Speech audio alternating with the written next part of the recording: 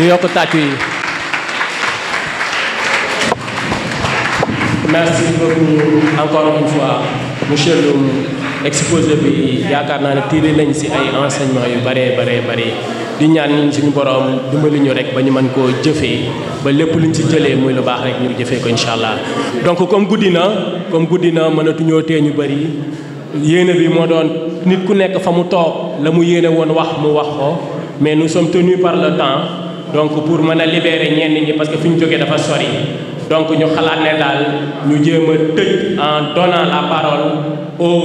à notre maire je vais dire docteur Papis Gueye ñëw tàcc ñun ñëpp balaa moo jël attention s'il vous plaît ñu jóg may ko loxo mu tàccu wax ñu mot de la fin motivé wax ñu lu ñu yaakaar ne tey bu ñu ko defee suñu commune de Joal-Fadiouth dinañu ko doxal monsieur Gueye vous avez la parole merci. Merci beaucoup Mamadou. Merci beaucoup à toute l'assistance. Je vais commencer ma allocution par des mots de remerciement. Remerciement à la coordination départementale. Bi nga xam ne docteur Dieyte moo ko jiite. Di remercier le conférencier monsieur Loum ci disponibilité am. Di fexe aussi di remercier la JPS départementale. di remercier aussi suñu JPS ñun au niveau de Joal-Fadiouth parce que gis nañ ci ñoom engagement boo xam ne ni ko Abdou Fall waxee sànq bu continuer incha allah échéance yi di ñëw dinañ ci am ndam. après remerciement yi damay bëgg a wax ak tuuti suñu jeunesse bi yéen da ngeen am chance boo xam ne peut-être ñun quand j'étais jeune amuma ko woon mooy ma am un leader boo xam ne c'est un leader charismatique man tey bi ma nekkee lycée bu ma amoon un Ousmane Sonko au Sénégal heure bi peut-être Joal-Fadiouth dina dépasser fi mu nekk parce que dinaa investir politiquement parce que ñun dañoo amoon benn vision bu ñu amoon ci politique képp ku jàngoon ba am yenn niveau intellectuel bi da nga naan la politique c'est l'affaire des salles kenn bëggul woon gàkkal ta der ci politique parce que tout simplement dañoo jël politique salir ko pour que ñun ñi nga xam ne dañoo gëm suñu bopp ñu bañ a dugg ci politique pour bàyyi par exemple les médiocres ñu ñuy diriger. te loolu dama jàpp ne jot na comme ni ko docteur Dieyte waxee président Ousmane Sonko ak waa Pastef dañoo taal xel yi léegi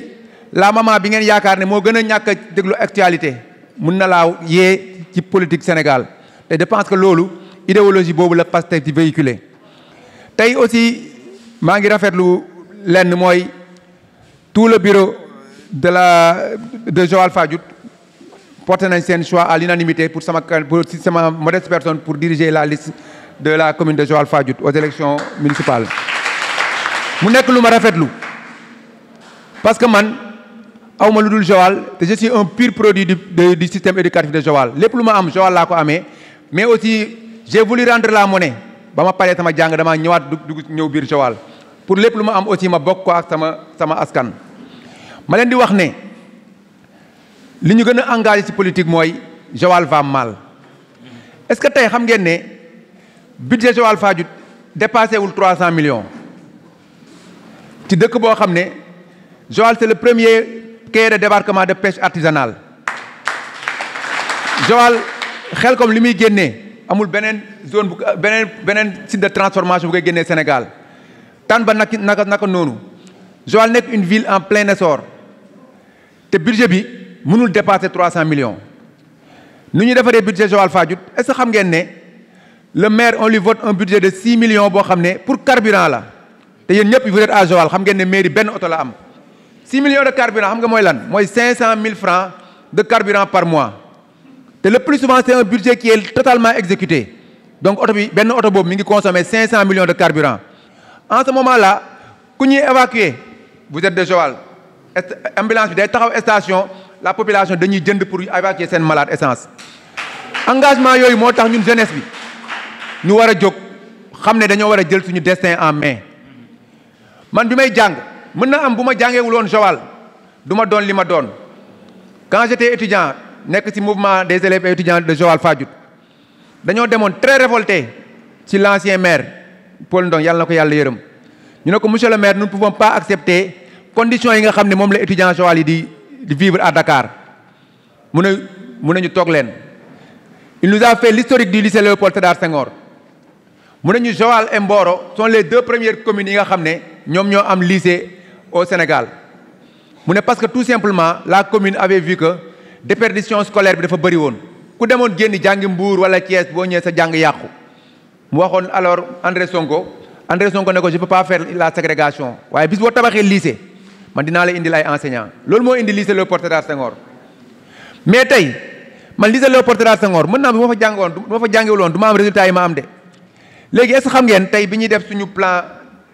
suñu programme pour le programme scolaire pour les élections est-ce que xam ngeen ne Joal benn école rek moo fi amul double flux mooy Joachim Fodé. yeneen école yëpp à Joal toutes les écoles double flux la te xam ngeen benn cohorte ñaar lay doon c'est des cohortes de 100 élèves ça veut dire que tey chaque niveau ay 200 élèves lañ ñun peut-être dëkk bi moo ñu formé mais ñun lan la ñuy nar a xeexal suñuy doom suñuy jarbaat. Je pense que cet engagement politique dafa war ku nekk engagement politique boobu dafa war ku nekk mooy ñu xam ne dëkk bi Abdou Fall wax na ko sànq personne ne va le développer à notre place tey Joal bu ñu nee lan képp ku nekk à l'extérieur da nga naan Joal c'est une ville touristique yéen ñun ñu dëkk biir Joal qu'est-ce qu'elle a de touristique parce que tey tourisme la ñu wax ban tourisme de développement la ñu wax te loolu dama jàpp ne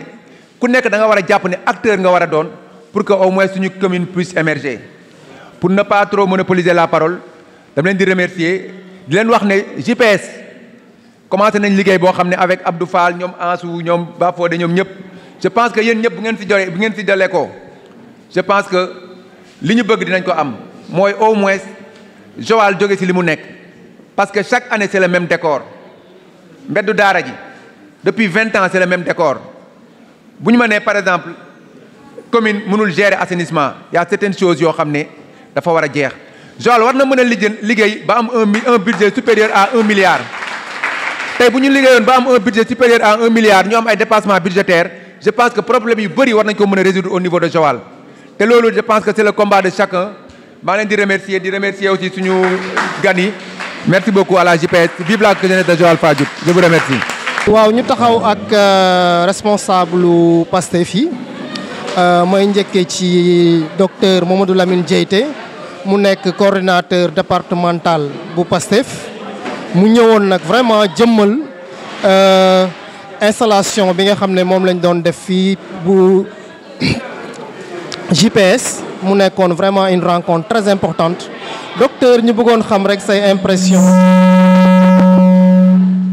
impression ci rencontre bi. voilà merci beaucoup di leen jaajëfal bu baax. di am mbégte ñëw fii avant may commencer je tiens à féliciter l'équipe qui a été mise en place dirigée par notre frère Abdou Fall de remercier la section communale de Joal Fadiouth en l'occurrence par son responsable monsieur Sankou Dramé et aussi di beral nuyoo bi à monsieur le futur maire monsieur docteur Guèye donc manifestation dañ koy rafetlu di am mbégte lool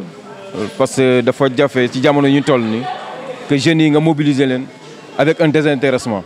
loolu bu amee rek ça veut dire que y a l'espoir qui commence à renaître donc espoir boobu nag suñu njiit moo ko incarné donc moo tax ñun ñu sawar fépp fu ñu nekk ci biir département bi fépp fu ñu woo ñu ñëw teew fa représenter dignement le parti di xamal jeunes yi la voie à suivre pour ñu changer réew mi donc lii bettuñu parce que équipe bi depuis 4 ans liggéey nañ fii ci biir Joal Fadiouth Ngazobil dal na suñu xel seen résultat yi parce que élection présidentielle yi rek wone na ko donc cette fois-ci ñu ngi dem ci élection am solo muy élection locale donc jeunesse bi am ci taxawaay bu rafet amul lu dul di ko rafetlu di leen ñaanal yàlla na taxawaay bi jëm kanam. monsieur Ousmane Sonko Junior mu nekk coordinateur départemental bu JPS waaw monsieur Sonko ñu bëggoon xam yow aussi say impression ci mobilisation bi fi am tey. voilà merci beaucoup. ñu ngi nuyuwaat encore une fois mbokki Joal di nuyu suñu mbokk patriote yi ñu fi fekk en commençant par la section communale ñu diriger ko par Sankoura Dramé di nuyu aussi la jeunesse biñ fi fekk ñoom ñëpp di leen sant di leen gërëm di leen remercier ba ci seen taxawaay ci parti bi parce que bëri na ay parti politique yoo xamante ñu ngi fi te ñoom choisir luñ leen donc tey bu ñu demee ba gis am manifestation bu toll nii gis jeunesse bi taxaw mobiliser wu def un bouclier d'ensemble dañ ci am contentement en tant que coordinateur de la jeunesse du département te ñu ngi leen di xaar aussi ci benn projet maanaam projet boobu mooy lan mooy que ne ñu accomplir seen devoir en tant que des citoyens mooy dem massivement dem bindu ji fi nga xamante ni moo nekk liste électorale yi parce que ñu mën a am ngànnaay ci élection yi ñi nga xamante ni moom lañ dëgmal en tout cas en grosso modo ci suñu en tout cas impression ci mbir mi loolu la di leen ñaaxaat rek ne soit bu baax a baax lañ def parce que Pastef ñëpp xam nañ ne parti bu am avenir la parti la boo xamante ni taxaw na ci opposition bi même askan wi parce que gis ngeen ndaw Pastef yi don de soi yi ñuy def mooy ci wàllu nettoyage ci wàllu don de sang ci wàllu reboisement loolu noonu yëpp ñu ngi koy def ci biir département bi fii ci Joal aussi te àggaguñ ci nguur gi donc juste pour vous dire que ñun ci taxaw tànk yooyu noonu ñu taxaw lañ fas yéene en tout cas yore nguur gi bés mu ñu ko yàlla dénkee voilà.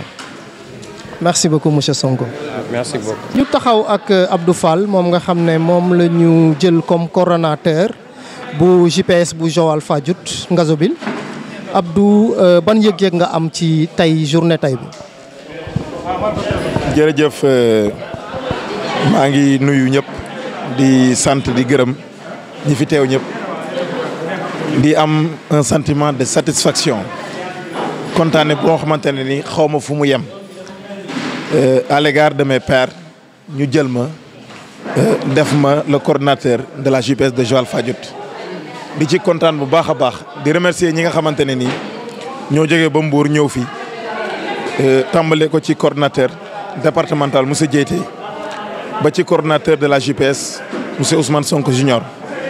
di remercier bureau bi nga xamante ne ni man ak ñoom ñoo ànd di liggéey mooy la JPS du département de Mbour